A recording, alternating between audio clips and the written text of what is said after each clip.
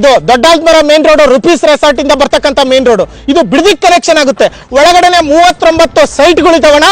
Rupees resort ಪಕ್ಕದಲ್ಲೇ ಯಾರೆಲ್ಲ site ಬೇಕು ಅಂತ ನೋಡ್ತಾ ಇದ್ರು ಅಂತವ್ರಿಗಾಗಿನೇ 39 ಸೈಟ್ಗಳು ಸೇಲ್ಗಿದಾವೆ. ಡಿಸಿ ಕನ್ವರ್ಷನ್ ಈ ಖಾತಾ ಸೈಟ್ಗಳು ಸರ್ ಸೇಲ್ಗಿರೋದು. ಯಾವುದೇ ರೀತಿ ಬ್ರೋಕರ್ ಹತ್ರ ಪರ್ಚೇಸ್ ಮಾಡ್ತಾ ಇಲ್ಲ ಸರ್, ತಗೊಳ್ತಾರ ಡೈರೆಕ್ಟ್ ಓನರ್ ಹತ್ರ ಸರ್.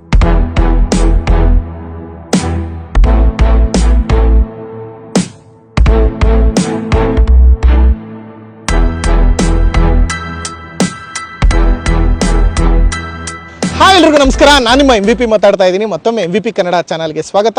ಸ್ನೇಹಿತರೆ, ಮತ್ತೊಂದು ಲೇಔಟ್ ವಿಡಿಯೋ ಮಾಡ್ತಾ ಇದ್ದೀನಿ.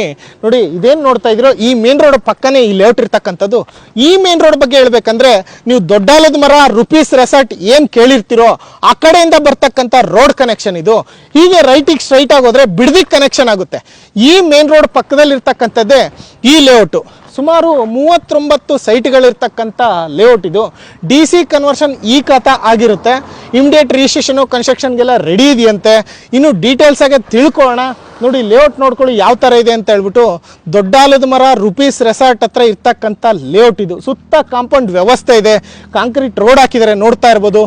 ಏನು ಅಪ್ರೂವ್ಡ್ ಬರುತ್ತೆ, ಏನು ಲೋನ್ ಆಗುತ್ತಾ, ಪ್ರತಿಯೊಂದು ಡೀಟೇಲ್ಸ್ನ ಹರಿಹೋಮ್ ಪ್ರಾಪರ್ಟೀಸ್ ಅವ್ರ ಕಡೆಯಿಂದ ಮಧು ಅವ್ರು ಜಾಯಿನ್ ಆಗ್ತಾರೆ.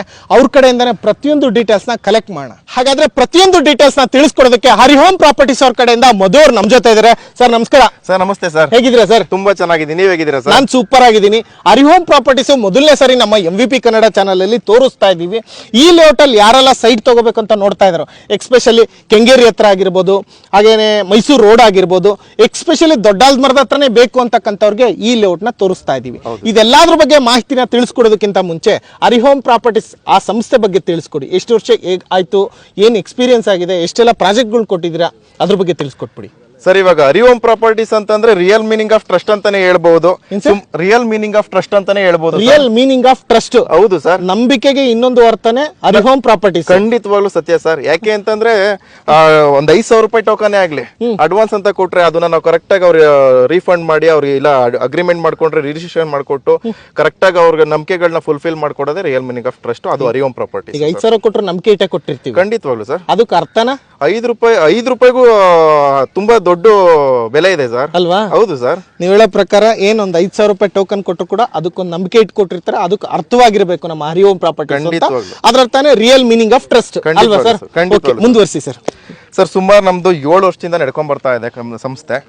ನಾವ್ ಇಲ್ಲಿವರೆಗೂ 7 ಪ್ರಾಜೆಕ್ಟ್ ಕಂಪ್ಲೀಟ್ ಮಾಡ್ತಾ ಇದೀವಿ. ಇದು 7ನೇ ಪ್ರಾಜೆಕ್ಟ್. ಇದನ್ನ ಮುಗಿಸ್ಕೊಂಡು ಮತ್ತೆ ನಮ್ದು 8ನೇ ಪ್ರಾಜೆಕ್ಟ್ ರೆಡಿ ಆಗ್ತಾ ಇದೆ. ಅಲ್ಲೂ ಕೂಡ ನಾವು ಮೂವ್ ಮಾಡ್ಬೇಕು. ಹಂಗಾಗಿ ಈ ಪ್ರಾಜೆಕ್ಟ್ ನ ಫಾಸ್ಟ್ ಆಗಿ ಮೂವ್ ಮಾಡ್ಕೊಂಡು ಕ್ಲೋಸ್ ಮಾಡ್ಕೊಂಡು ಹೋಗೋಣ ಅಂತ ಪ್ಲಾನ್ ಮಾಡಿದೀವಿ. ಆಲ್ರೆಡಿ ನಮ್ಗೆ ರೆಫರೆನ್ಸ್ ಕಾಂಟ್ಯಾಕ್ಟ್ ಅಲ್ಲೇ ಸುಮಾರು ಸೋಲ್ಡ್ ಮಾಡ್ಬಿಟ್ಟಿದೀವಿ. ಆದ್ರೂ ಕೂಡ ನಿಮ್ದೊಂದು MVP ಚಾನಲ್ ಅಲ್ಲಿ ಒಳ್ಳೊಳ್ಳೆ ಕ್ವಾಲಿಟಿ ಲೇಔಟ್ ಗಳನ್ನೇ ನೀವು ತೋರಿಸ್ತಾ ಇರ್ತೀರಾ. ನಮ್ ಕ್ವಾಲಿಟಿ ವರ್ಕ್ ಹೇಗಿದೆ ಅನ್ನೋದನ್ನ ತೋರಿಸ್ಬೇಕು ಅನ್ನೋ ಒಂದು ಉದ್ದೇಶಕ್ಕೆ ನಿಮ್ನ ಕರ್ಸ್ಕೊಂಡಿದೀನಿ sir. Thank you so much sir.